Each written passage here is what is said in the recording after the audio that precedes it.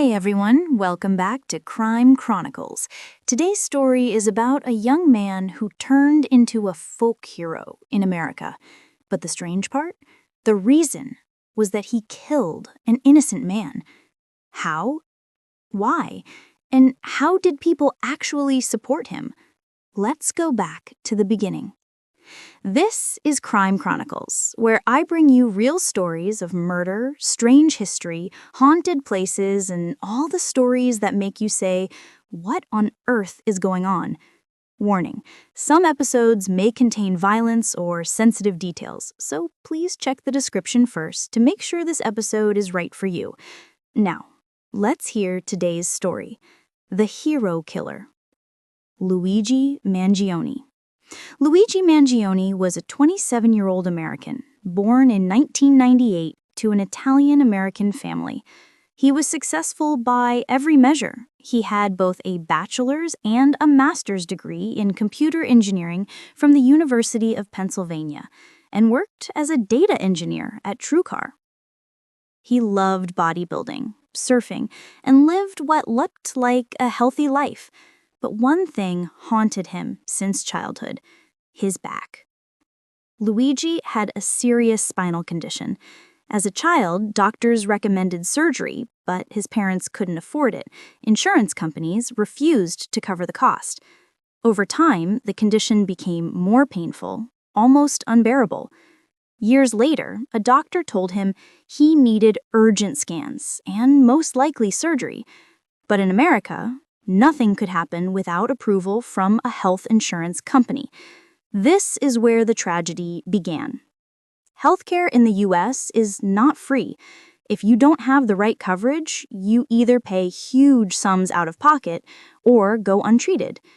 Even with insurance, companies often deny claims, delay approvals, or bury patients in paperwork until it's too late. Luigi spent months fighting with his insurer. He sold nearly everything he owned to pay for tests. Finally, the doctor gave him an ultimatum. You need surgery now, or you risk paralysis. He agreed. The hospital performed the operation while waiting for final insurance approval. The surgery saved his life. Within weeks, he was back to normal. But then came the blow. The insurance company refused to cover it.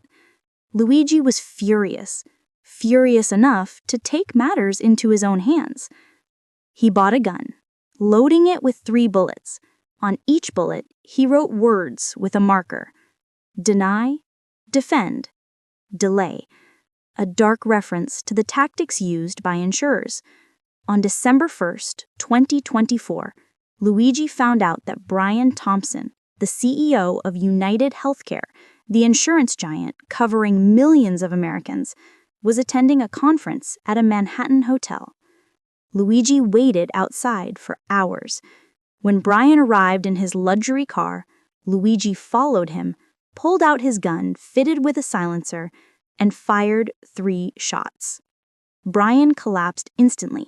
He died on the spot. Luigi fled, hiding in a motel in Pennsylvania for 5 days. Police offered a $10,000 reward for information, then raised it to $50,000, but no one came forward. When his money ran out, Luigi walked into a fast food restaurant. A stranger recognized him, not to turn him in, but to pay for his meal, saying, "This one's on me. You're a hero." It was only then that staff alerted police. Luigi was arrested with the gun, fake IDs, and a handwritten letter to the FBI. "If I die while being arrested, at least people will know why I did this.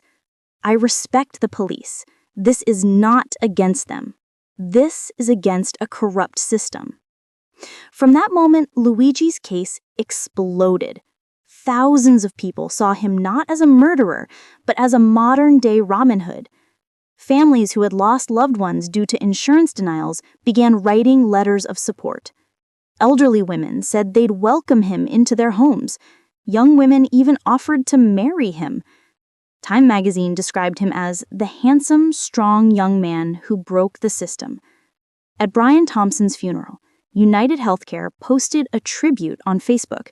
Within a single day, it received over 65,000 laughing reactions with comments like, "Your turn is coming," and "Luigi's justice is on its way."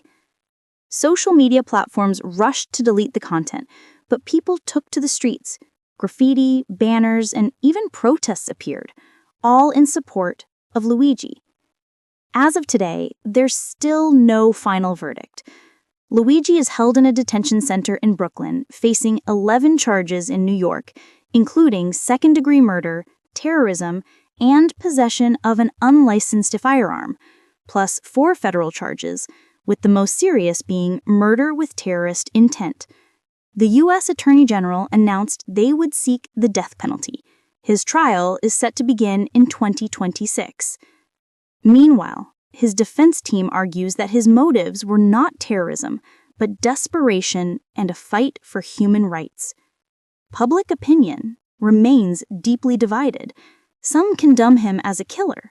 Others see him as a symbol, a man who did what millions only dream of doing. In fact, within days of the murder, some insurance companies quietly began to adjust their policies. Luigi killed a man, but for many, he wasn't just a criminal.